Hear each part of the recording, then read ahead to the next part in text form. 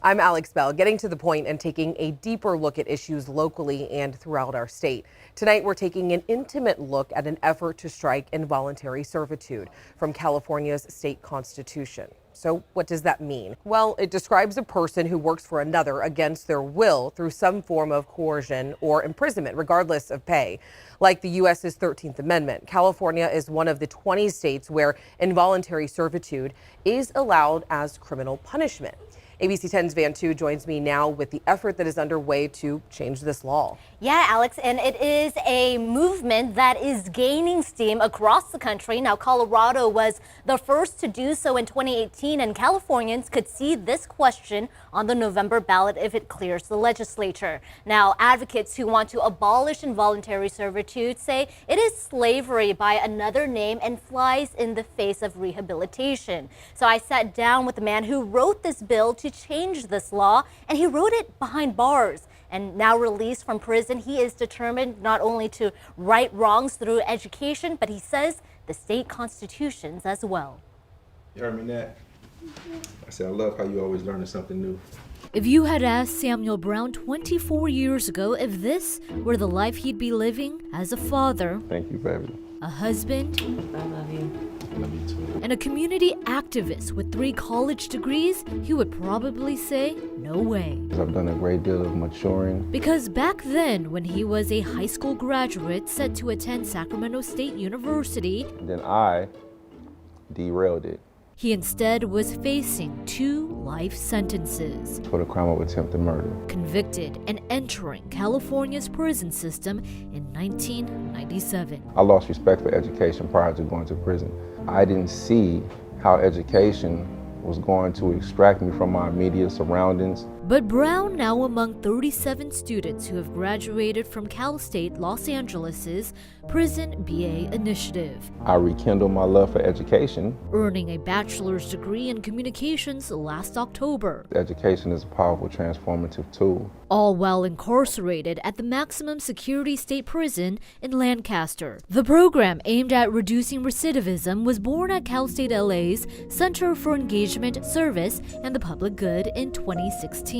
This is not just about a piece of paper. Dr. Taffany Lim is the executive director. She says when she asks her incarcerated students what they've learned in the program, It's not a specific teacher, it's not theory. The majority of the students will say the most important thing was that I was treated as a human being. And that has led also to a sense of hope. ultimate rehabilitation. After serving 24 years, Brown was released in January 2022.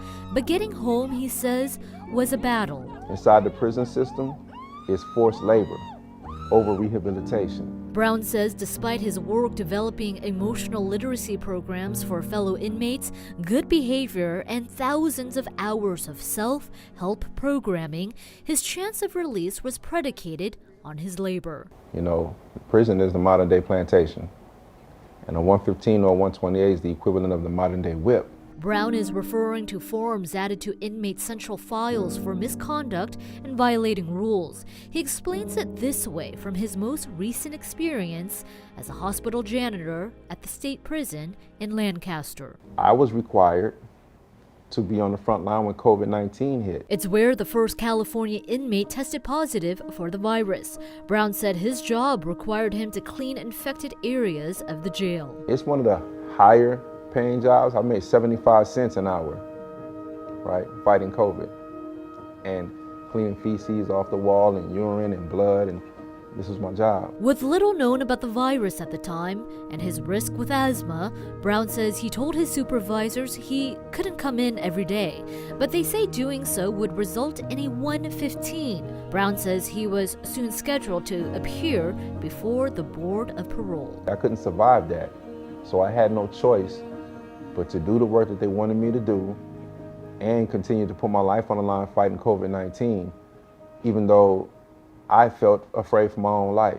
A conversation with his wife, Jamelia Land, inspired him to make a change. She said, well, can you make an appeal about not being able to work? And I'm like, nah. She said, well, just Just change the Constitution then. The California State Constitution, ratified in 1879. The original document under Article 1, Section 18 says, "Neither slavery nor involuntary servitude, unless for the punishment of crime, shall ever be tolerated in the state." It means being a slave. It means having to do something that you don't want to do. Brown and Land contacted State Senator Sidney Kamlager after he wrote a proposal for the California Abolition Act in his cell. Kamlager is carrying it through the state legislature. It's now formally known as Assembly Constitutional Amendment 3, or ACA 3. ACA 3 is part of a national movement across the country of states working together to repeal these kinds of provisions. Like the 13th Amendment of the United States, California is among 22 states that still allow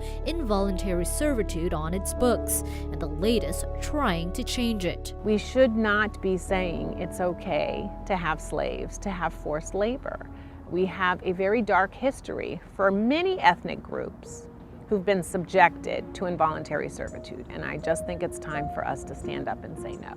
According to the Public Policy Institute of California, African Americans remain overrepresented in California's prison population. In 2017, the year of the most recent data, 28.5% of the state's male prisoners were African American, compared to just 5.6% of the state's adult male residents. And according to a 2017 report by the Prison Policy Initiative, inmates earned between 8 and 37 cents per hour on average for regular prison jobs. Brown says when prisons prioritize cheap, forced labor over rehabilitation of inmates, communities of color, especially Black communities, are endlessly harmed if they can't successfully re-enter society. Yes, baby! Yes! It's not about stripping, prisoners from the obligation of working, but more so along the lines of not filling the coffers of private prison corporations who place punitive labor over those people dealing with their traumas.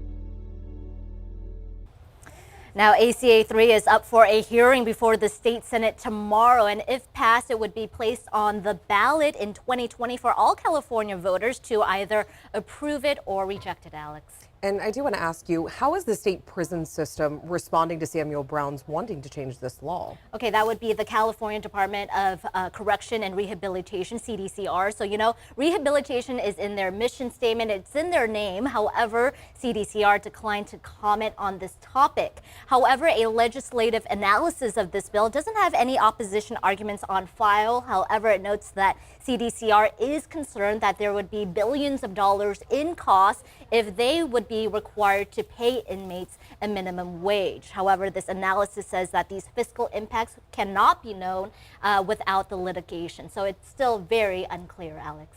All right, Van, thank you so much. And of course, if you have a question, all you have to do is just email our team at tothepoint@abc10.com.